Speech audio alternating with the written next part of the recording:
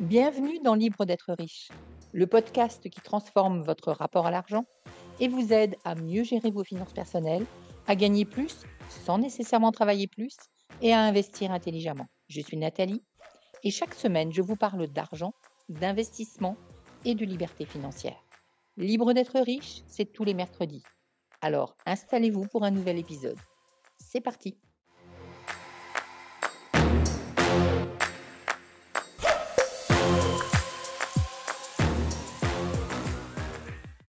Qu'est-ce que signifie exactement travailler plus?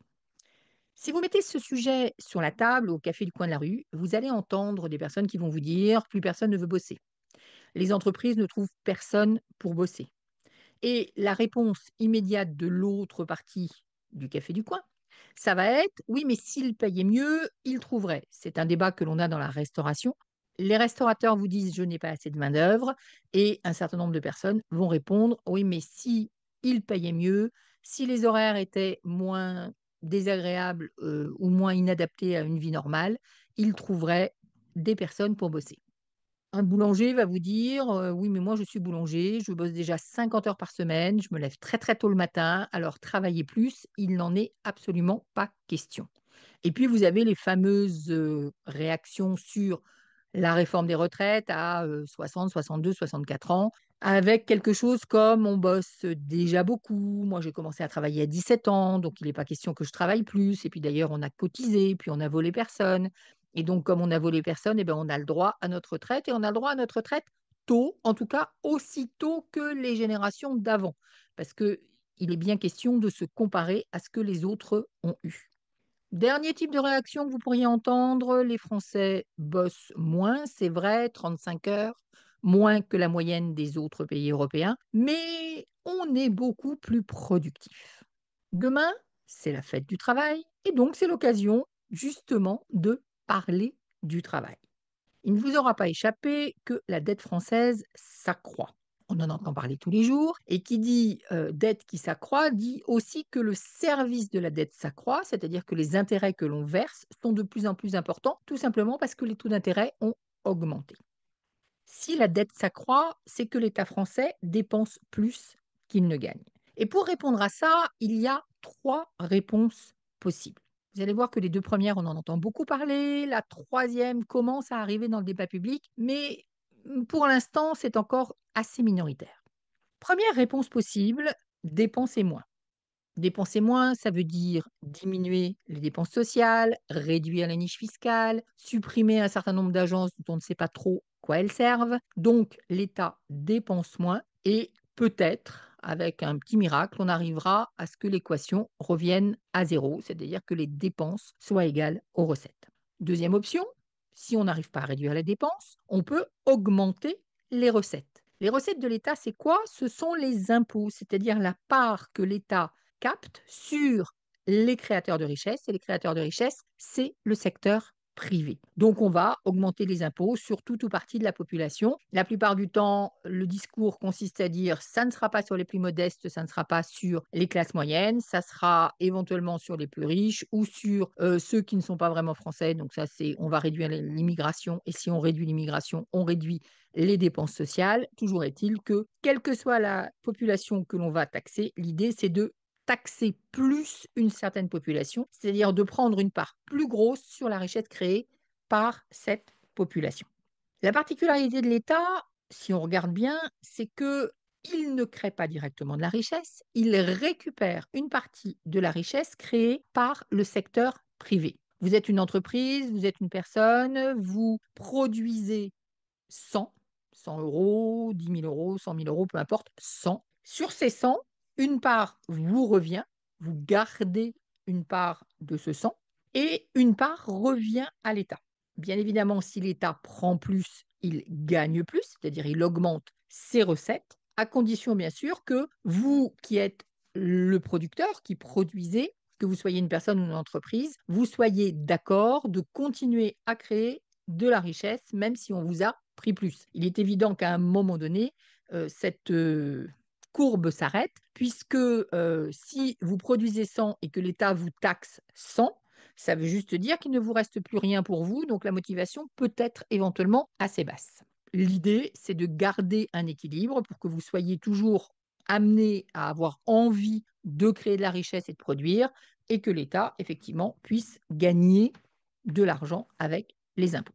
Donc ça, c'est la deuxième solution. On augmente les recettes, on augmente la partie que l'État capte et on essaie d'équilibrer de la même façon les dépenses qui vont être égales aux recettes pour avoir un budget à l'équilibre et donc une dette qui ne s'accroît plus. On ne l'a pas remboursée, mais elle ne s'accroît plus.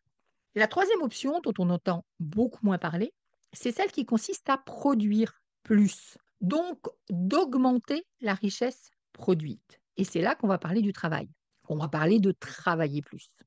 Si on augmente la richesse produite, sans même augmenter la part de l'État, forcément, l'État gagne plus, puisque il gagne une proportion de l'ensemble de la richesse produite. La proportion ne change pas, il y a plus de richesse, il y a plus d'argent dans les caisses de l'État. Dans ce podcast, on va se poser la question des vrais chiffres, de qu'est-ce qui se passe au niveau de la France, de qu'est-ce que ça signifie travailler plus. Et vous allez voir qu'on n'est pas en train de parler d'une personne X ou Y qui va devoir travailler plus de 50 heures, comme notre boulanger tout à l'heure. Et on va lâcher les je pense que, je crois que, moi je dis que, mes copains disent que. Si vous préférez la fiabilité au on dit, je vous suggère d'ailleurs de vous abonner au podcast Libre d'être riche pour recevoir des conseils de vrais experts et des informations vérifiées. C'est ce qui fera votre richesse. Dans le cas présent, je vais m'inspirer d'un livre que j'ai lu récemment qui est La France doit travailler plus et les Français être mieux payés. C'est un livre de Denis Oliven. On va plutôt s'intéresser à la partie La France doit travailler plus, mais vous allez voir qu'il y a aussi toute une partie sur les Français devraient être mieux payés. Peut-être que ça va vous réjouir de savoir que certaines personnes pensent que vous devriez gagner plus. Alors, l'idée serait qu'il faut avoir davantage de richesses. Et pour avoir davantage de richesses, pour pouvoir avoir des comptes équilibrés au niveau d'une nation telle que la France, il faut produire plus. Pour produire plus, je vais prendre l'exemple qui est dans le livre du boulanger. Si un boulanger veut produire plus, parce que peut-être il veut gagner plus de sous, il va avoir trois options. La première, c'est il peut s'acheter un four plus grand ou une deuxième boulangerie. En tout cas, il va augmenter ses moyens de production. La deuxième méthode possible pour produire plus, c'est d'être plus efficace avec une main-d'œuvre et des équipements équivalents. On a le même four, on a la même main-d'œuvre, mais le boulanger réinvente sa manière de faire le pain. Peut-être il diminue les distances entre le plan de travail et le four, ce qui fait qu'à l'arrivée, il est plus efficace, il met plus de pain dans son four, il produit plus de pain, il gagne plus. Troisième option, il va embaucher plus de personnel au lieu d'avoir juste une équipe qui va passer 4 heures à faire le pain le matin pour pouvoir le vendre, il a une première équipe qui passe 4 heures et une deuxième équipe qui passe 4 heures. Donc effectivement, il a deux équipes, donc il va doubler sa production. Quand on investit dans un four plus grand ou dans une deuxième boulangerie, on investit, on fait travailler plus de capital. C'est-à-dire on a mis de l'argent sur la table pour acheter un four ou une boulangerie. Ça, c'est la première option. La deuxième option, être plus efficace à main-d'œuvre et équipement égal, c'est la productivité. On a augmenté sa productivité. Ça, vous avez déjà entendu effectivement ces termes-là. Troisième chose, eh bien, c'est embaucher plus, travailler plus. Alors, pas forcément individuellement, mais faire travailler plus de personnes, donc augmenter la quantité de travail. Pour comprendre où on se situe aujourd'hui, je vais utiliser deux comparaisons. La première, c'est l'Allemagne, parce que l'Allemagne a une population relativement identique à celle de la France. Et donc, c'est une comparaison qui a du sens. Alors que si on a un pays beaucoup plus petit ou un pays beaucoup plus grand, il y a un certain nombre de distorsions dont il faudrait tenir compte et les comparaisons seraient plus compliquées. Et puis la deuxième comparaison dont je vais me servir, c'est celle de la moyenne européenne. Alors, une moyenne reste une moyenne. Il y a des pays qui sont beaucoup mieux, des pays qui sont moins bien, mais ça donne quand même l'idée que si je prends l'ensemble de l'Europe et que je divise par 27 pays aujourd'hui, je vais obtenir effectivement un chiffre en termes de productivité, en termes de quantité de travail, etc. Donc, première option, on a dit pour produire plus, puisque l'idée c'est produire plus pour avoir plus de sous dans les caisses de l'État, c'est de faire travailler plus de capital, donc d'investir plus. Aujourd'hui, il n'y a pas de différence entre la France et l'Allemagne. Donc on va dire que en réalité, on produit beaucoup moins de richesses que l'Allemagne, mais ça n'est pas à cause de ce premier facteur. Donc il ne s'agit pas d'acheter des fours plus grands. Nos fours, ils sont suffisamment grands si on est boulanger. La deuxième chose, et encore une fois, je vais parler au niveau de l'ensemble de la France, on n'est pas sur une personne donnée, la productivité. Alors la productivité, dans mon exemple, c'est combien de pain je suis capable de sortir en une heure ou une journée. Quelle est la richesse produite par heure? C'est ça la définition de la productivité. En apparence, la France et l'Allemagne sont au même niveau de productivité. Sauf qu'il ne vous aura pas échappé qu'on a un taux de chômage plus élevé que l'Allemagne. Or, quand on a un taux de chômage plus élevé, généralement, les personnes qui sont le plus au chômage, c'est les personnes qui sont les moins qualifiées. Et les personnes les moins qualifiées, ce sont les moins productives. Jusque-là, c'est à peu près cohérent. Plus on est qualifié, plus en principe on est productif. Entre un ouvrier faiblement qualifié et un ouvrier plus qualifié, l'ouvrier plus qualifié produira plus de richesse par heure. Donc, comme on a plus de chômage, les chiffres reflètent cette réalité que les ouvriers les moins qualifiés sont sortis du marché du travail. Donc, le fait que les ouvriers moins qualifiés soient sortis du marché du travail parce que au chômage fait que on a ce que l'on appelle un effet de composition de la population employée. L'effet de composition signifie qu'on a sorti les personnes les moins qualifiées parce que le taux de chômage est élevé. Si on élimine cet effet de composition, malheureusement, la productivité française est bien plus faible. On pourrait dire ça autrement, on pourrait dire à niveau de qualification identique, la productivité française est bien plus faible. Le manque de compétitivité explique en réalité la moitié de notre écart de richesse avec l'Allemagne. Et petite information, si on veut augmenter la compétitivité, on augmente la qualité de notre éducation. Donc ça n'est pas complètement décorrélé du fait que la France descend dans les classements PISA, par exemple. Donc sur la productivité, problème. Qu'en est-il sur le troisième facteur qui fait qu'on peut produire plus, à savoir le travail? Le travail ou la quantité de travail, c'est l'autre moitié de l'écart de richesse entre la France et l'Allemagne. Aujourd'hui, en France, on travaille 664 heures par an et par habitant. C'est de tous les pays développés le pays qui travaille le moins.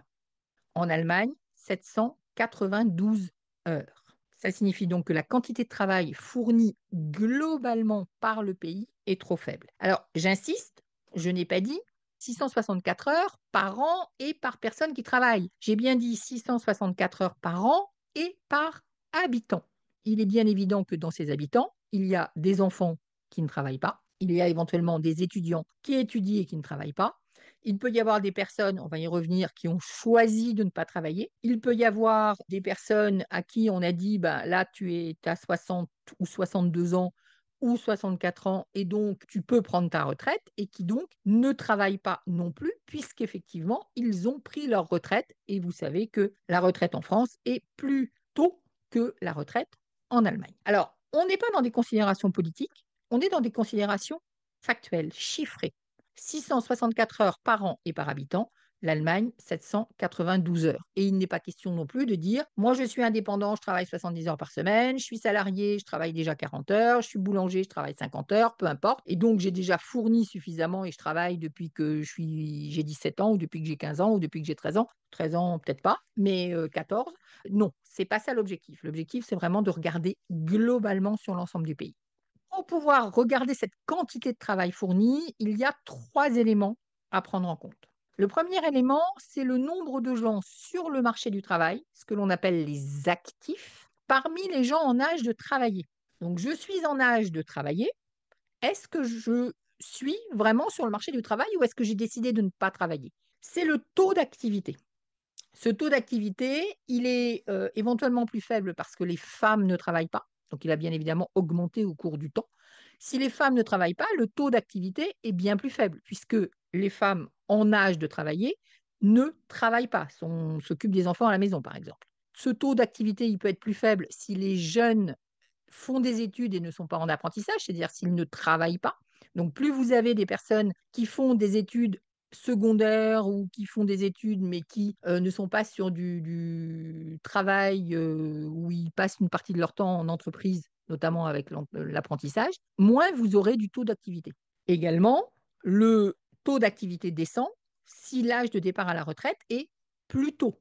Si vous partez à la retraite à 60 ans au lieu de 70 ans, et volontairement, je prends un taux qui n'existe pas aujourd'hui pour que vous voyez la différence, ça veut dire que vous avez 10 années pendant lesquelles vous considérez que les gens ne sont plus en âge de travailler, alors que sans quoi ils étaient en âge de travailler. Donc le taux d'activité diminue si les femmes, les jeunes ne travaillent pas et si l'âge de départ à la retraite est plus tôt. Le taux d'activité en France est de 73,6%. En Allemagne, il est de 79,1%. Vous en tirez les conclusions que vous voulez. Deuxième élément qui fait que la quantité de travail est plus faible, le nombre des actifs qui ont effectivement un emploi est plus faible en France qu'en Allemagne. C'est le taux d'emploi, c'est le nombre d'actifs occupés. Et bien évidemment, le nombre d'actifs inoccupés correspond au taux de chômage, et notre taux de chômage est 2 fois plus important que l'Allemagne. Troisième chose, le nombre d'heures travaillées par ceux qui ont un emploi. Donc on a le nombre de gens qu'on considère être en état de travailler, le taux d'activité.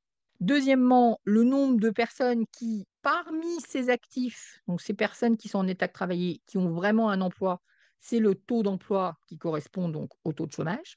Troisièmement, le nombre d'heures travaillées pour ceux qui ont un emploi. Combien je travaille vraiment par an et pas par semaine. La durée moyenne du travail en Allemagne est de 1341 heures. En France, de 1511 heures. Dans la communauté européenne, 1571. Globalement, on pourrait dire cocorico. L'Allemagne travaille moins que nous. Sa durée annuelle est de 1341 et nous, on est de 1511. Et l'Europe est même encore un peu au-dessus. Sauf que pas vraiment. Pas vraiment cocorico, pourquoi? Parce que l'Allemagne a un tiers de sa population qui travaille à temps partiel, ce qui diminue le nombre d'heures travaillées au global, alors qu'en France, on n'a que 20% de notre population qui travaille à temps partiel. Si je prends la durée annuelle du travail pour quelqu'un qui travaille à temps complet, en France, on est à 1600 heures par an et c'est le plus faible d'Europe après la Suède. En Allemagne, on est à 1800 heures par an. Je vais m'arrêter là parce que ça fait déjà beaucoup de chiffres. Ce que je voudrais, c'est que vous réfléchissiez par rapport à ça.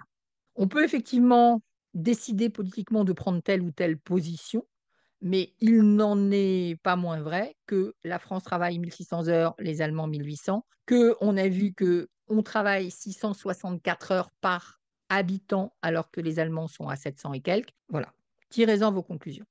J'espère en tout cas que ce podcast vous aura donné des points de repère par rapport à ce que signifie travailler plus. N'hésitez pas à me dire dans les commentaires si vous voulez plus de décryptage comme celui-là et plus de partage sur les livres que j'ai trouvés intéressants. Merci de m'avoir écouté. Si cet épisode vous a plu, abonnez-vous dès maintenant sur votre plateforme de podcast préférée et prenez quelques secondes pour me laisser 5 étoiles et un avis. C'est grâce à vos retours que je peux créer du contenu toujours plus pertinent et vous accompagner au mieux dans votre voyage vers la liberté financière. On se retrouve mercredi prochain pour un nouvel épisode de Libre d'être riche.